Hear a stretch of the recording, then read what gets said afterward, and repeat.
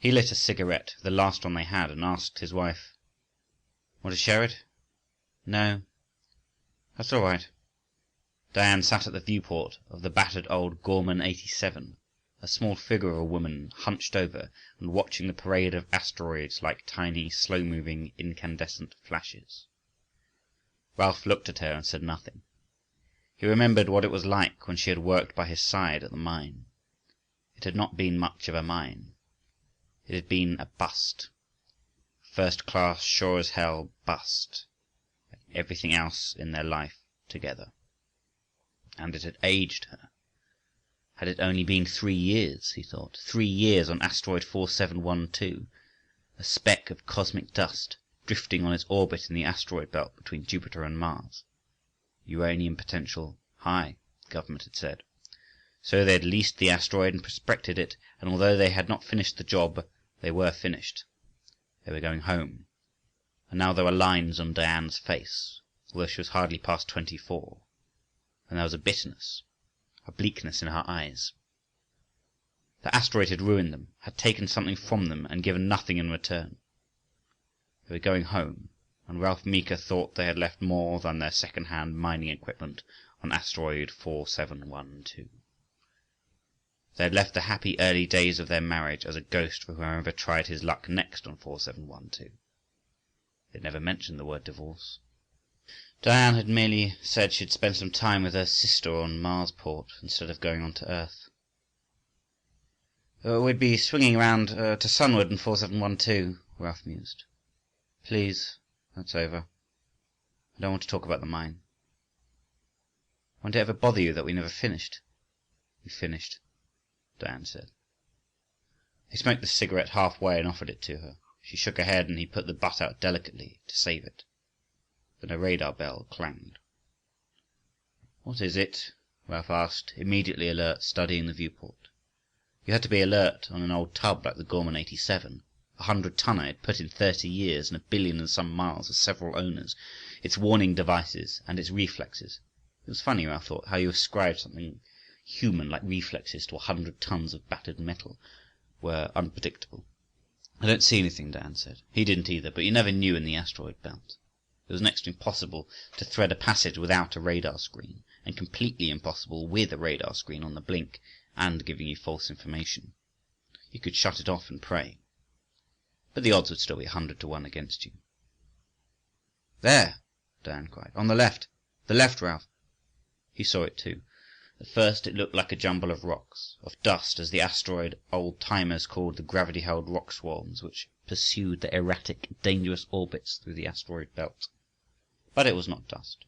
"Will you look at that?" Diane said. The jumble of rocks which they were ready to classify as dust swam up toward them. Ralph waited, expecting the automatic pilot to answer the radar warning and swing them safely around the obstacle. So Ralph watched and saw the dark jumble of rocks, silvery on one side where the distant sunlight hit it, apparently spread out as they approached. Spread out and assumed tiny shapes, shapes in miniature. "Spaceships," Diane said. "Spaceships, Ralph. Hundreds of them." They gleamed like silver motes in the sun, or were black as the space around them. They tumbled slowly in incredible slow motion, end over end and around each other, as if they had been suspended in a slowly boiling liquid instead of the dark emptiness of space. "That's the Sargasso," Ralph said. But we're off course, I know it. The radar was probably able to miss things in our way, but failed to compensate afterwards and bring us back to course. Now." Suddenly Ralph dived for the controls. The throbbing rockets of the Gorman 87 had not responded to the radar warning. They were rocketing on toward the Sargasso, rapidly, dangerously. "Hold on to something!" Ralph hollered, and punched full power in the left rockets and braking power in the right forward rockets simultaneously, attempting to stand the Gorman 87 on its head and fight off the deadly gravitational attraction of the Sargasso. The Gorman 87 shuddered like something alive, and Ralph felt himself thrust to the left and forward violently. His head struck the radar screen, and, as if mocking him, the radar bell clanged its warning. He thought he heard Diane scream. Then he was trying to stand, but the gravity of sudden acceleration gripped him with a giant hand, and he slumped back slowly, aware of a wetness seeping from his nose, his ears. All of space opened and swallowed him, and he went down, trying to reach for Diane's hand, but she withdrew it, and then the blackness, like some obscene mouth as large as the distance from here to Alpha Centauri, swallowed him. "Are you all right, Diane?" he asked. He was on his knees. His head ached, and one of his legs felt painfully stiff, but he had crawled over to where Diane was down, flat on her back, behind the pilot chair. He found the water tank, unsprung, and brought her some, and in a few moments she blinked her eyes and looked at him. "Cold," she said.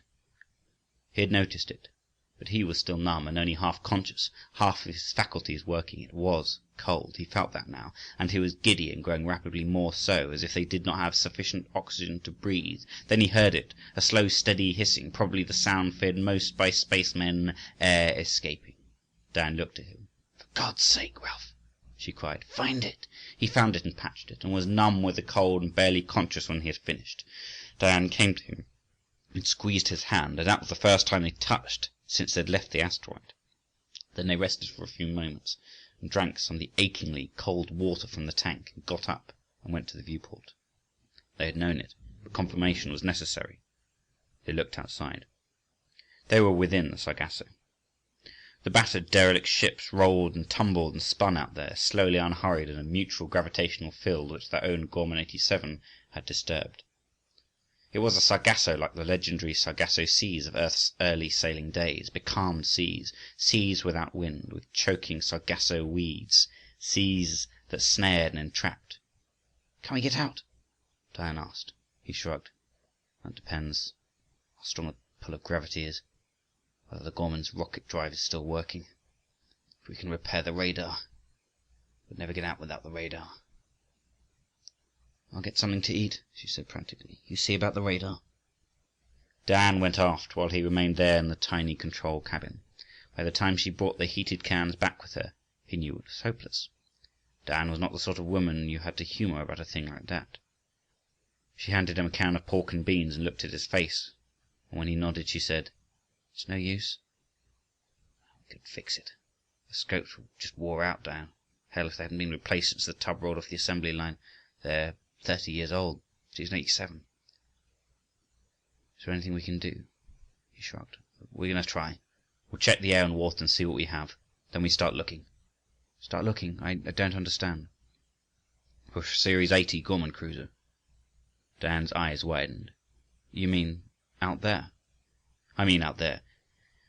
If we find a Series 80 cruiser, and we might, and if I'm able to transfer the radar scopes, if I find them in good shape, then we have a chance." Diane nodded slowly. "If there are any other minor repairs to make, I can make them while you look for a Series 80 Gorman." But Ralph shook his head.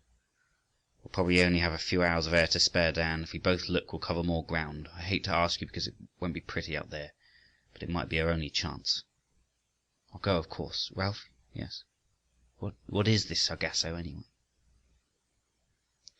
He shrugged as he read the meters and the compressed air tanks. 4 tanks full, with 10 hours of air for 2 in each. 1 tank half full. 5 hours. 5 plus 40.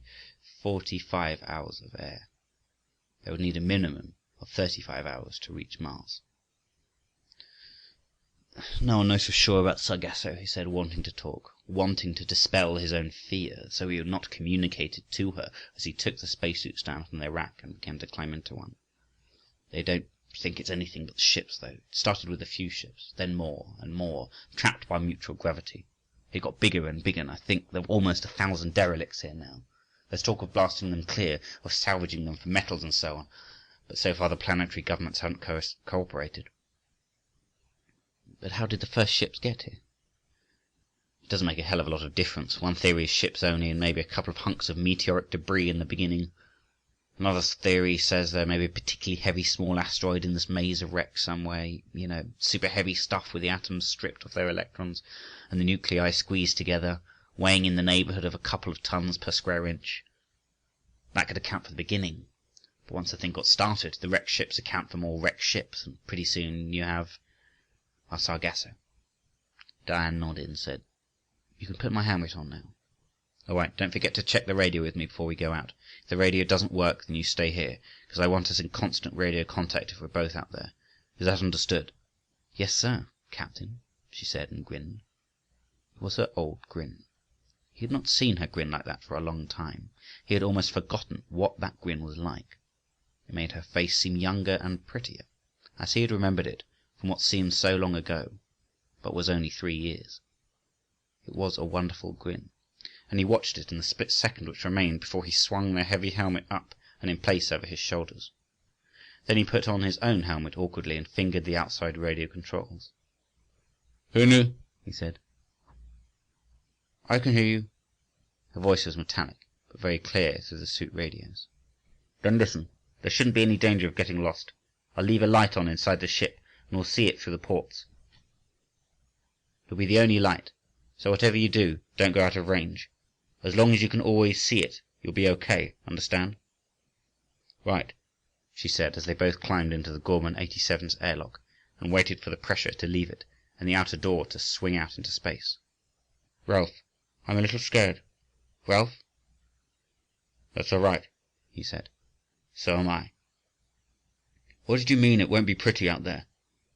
"Because we'll have to look not just for Series 80 Gormans, but for any ships that look as old as ours.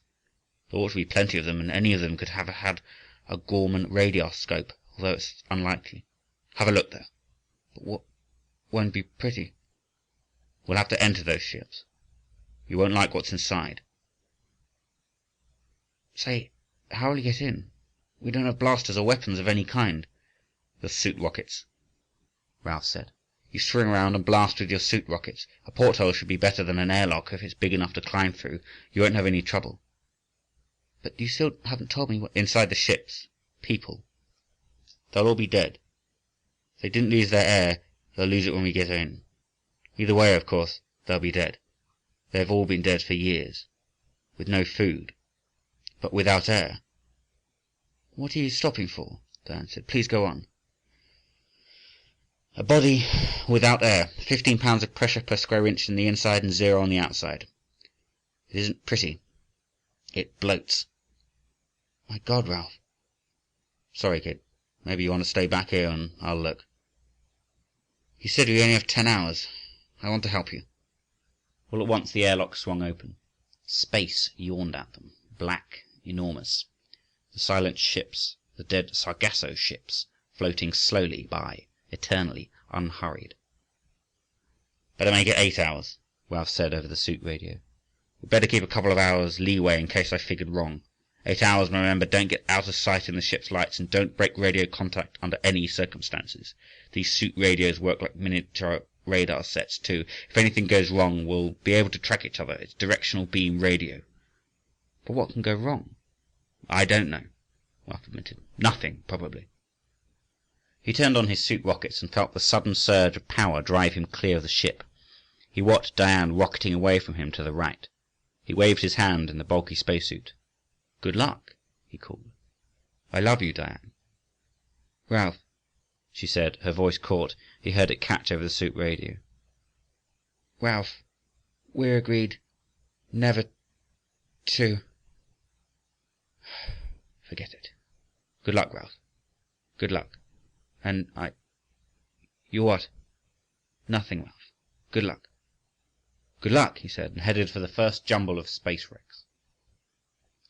It would probably have taken him a month to explore all the derelicts which were old enough to have Gorman Series 80 radarscopes. Theoretically, Ralph realized, even a newer ship could have one, but it wasn't likely, because if someone could afford a newer ship, then he could afford a better radarscope. But that, he told himself, was only half the story. The other half was this: with a better radarscope, a ship might not have floundered into the Sargasso at all. So it was hardly possible to pass up any ship if their life depended on it. And the going was slow. Too slow. He had entered some dozen ships in the first 4 hours, turning, using his shoulder rockets to blast a porthole out and climb in through there. He had not liked what he saw, but there was no preventing it. Without a light it wasn't so bad, but you needed a light to examine the radarscope. They were dead. They had been dead for years, but of course there would be no decomposition in the airless void of space, and very little even if air had remained until he blasted his way in, for the air was sterile, canned spaceship air. They were dead, and they were bloated, all impossibly fat men, with white faces like melons and gross bodies like Tweedledees and limbs like fat sausages.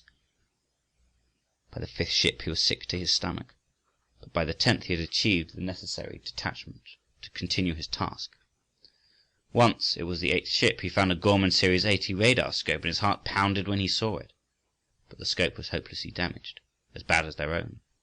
Aside from that one, he did not encounter any, damaged or in good shape, which they might convert to their own use. 4 hours, he thought, 4 hours and 12 ships. Diane reported every few moments by intercom. In her first few hours, she had visited 8 ships.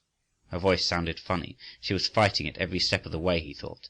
It must have been hell to her, breaking into those wrecks with their dead men with faces like white, bloated melons. In the 13th ship, he found a skeleton.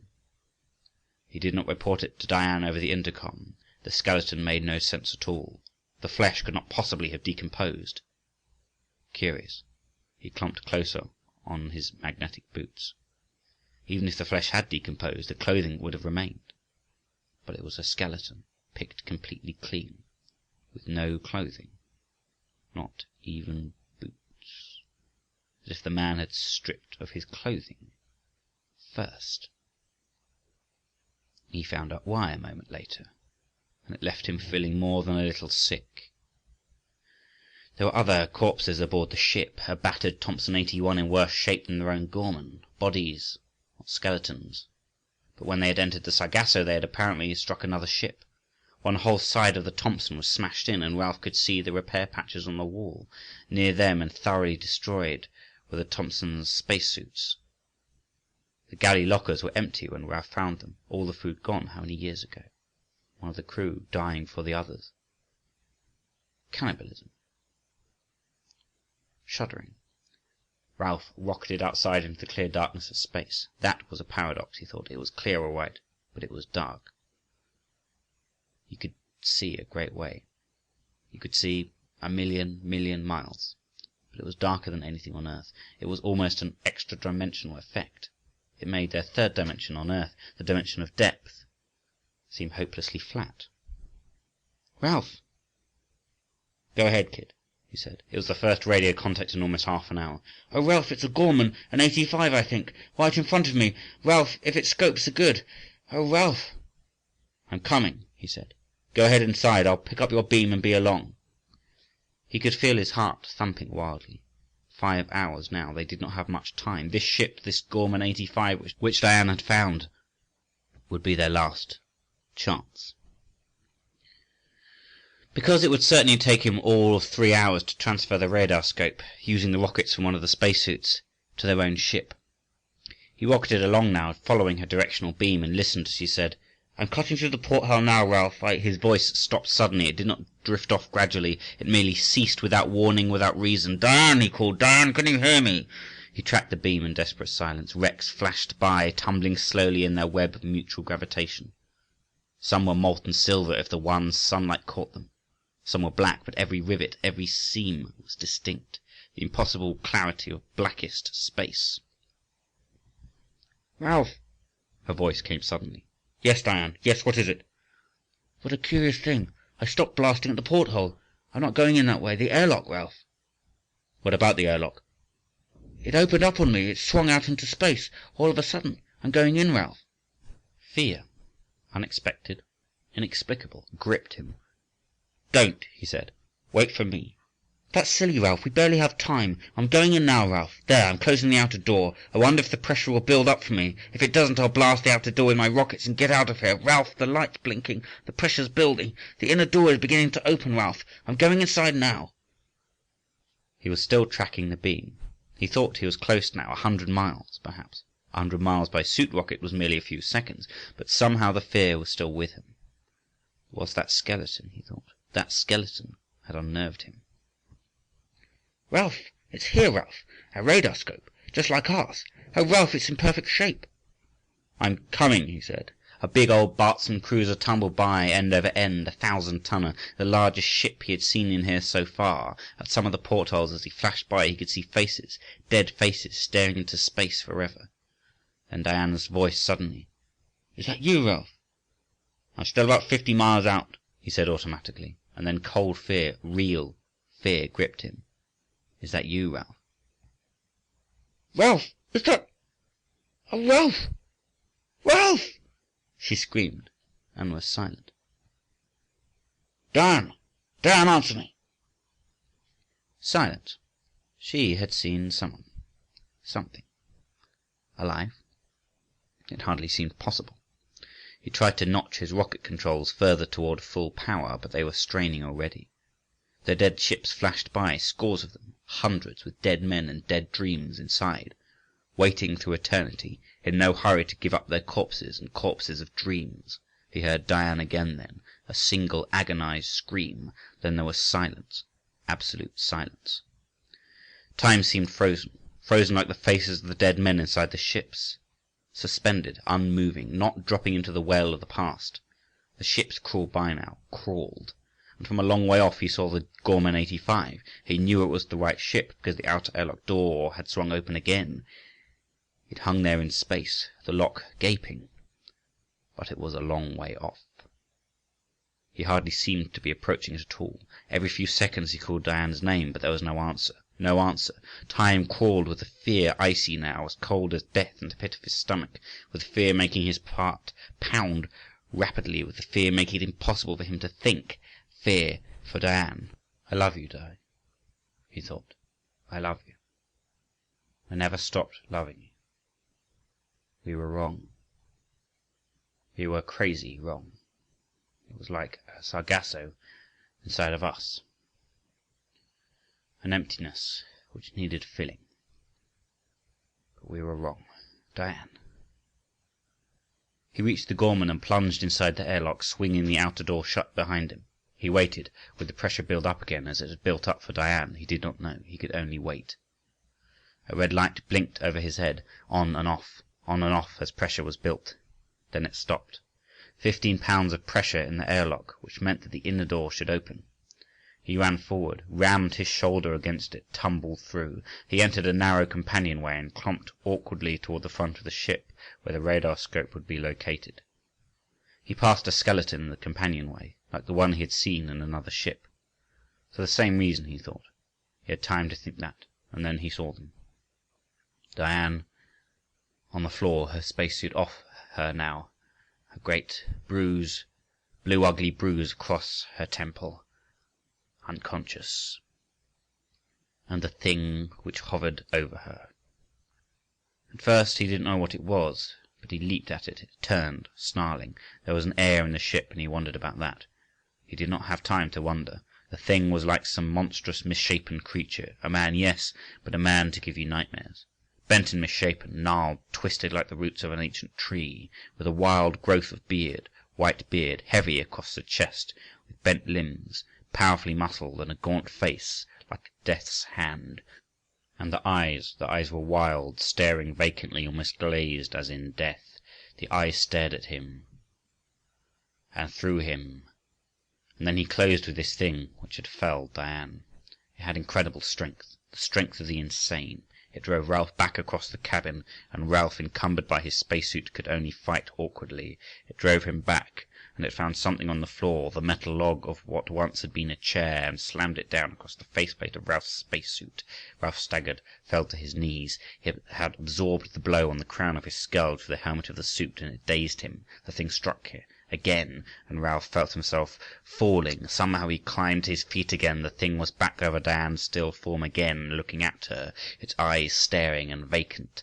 Spittle drooled from the lips. Then Ralph was wrestling with it again. The thing was almost protean. It all but seemed to change its shape and writhe from Ralph's grasp as they struggled across the cabin. But this time there was no weapon for it to grab and use with stunning force. Half crazed himself now, Ralph got his fingers gauntleted in rubberized metal about the sinewy throat under the tattered beard. His fingers closed there, and the wild eyes went big, and he held it that way, then finally thrust it away from him.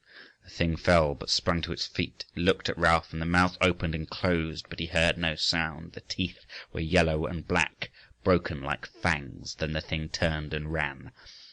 Ralph followed it as far as the airlock. The inner door was slammed between them. A light blinked over the door. Ralph ran to a porthole and watched. The thing, which once had been a man, floated out into space, turning, spinning slowly. The gnarled, twisted body expanded outward, became fat and swollen, balloon-like. It came quite close to the porthole, thudding against the ship's hull. The face, dead now, like a melon. Then, after he was sick for a moment there beside the airlock, he went back for Diane. They were back aboard the Gorman 87 now, their own ship. Ralph had revived Diane and brought her back, along with the other Gorman's radar scope, to their battered tub. The bruise on her temple was badly discoloured, and she was still weak, but she would be all right. "But what was it?" Diane asked. She had hardly seen her attacker. "A man," Ralph said. "God knows how long that ship was in here. Years, maybe.